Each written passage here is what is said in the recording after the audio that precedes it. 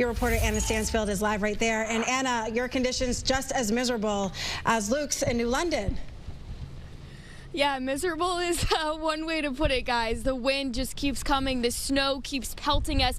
But we do know that these crews here in Waterbury are working around the clock, and they are ready to take on Blizzard Calvin. They have been out here all morning long. We've been here since 2 o'clock this morning, and since then, those plow trucks have been circling around us, doing everything they can to keep up with the snow that continues to fall. It might not look like much. I mean, you can see the roads here are still blanketed with snow, but I tell you, they are doing everything they can. Based on what the mayor's last update was, we know that they have 50 plow trucks all throughout the city working hard this morning. 34 of those trucks are equipped with sand, and then they also have 34 additional trucks that are contracted workers. So they've got a lot of manpower here to take on this storm. They've got a lot of salt. The mayor said they have enough to get them through this storm and more.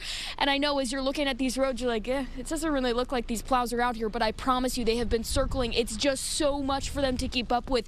This snow and wind is just plummeting here in Waterbury. So they're doing what they can, and we know that they are doing as good of a job as possible with these conditions here this morning. I'm your reporter in Waterbury, Anna Stansfield, Channel 3 Eyewitness News.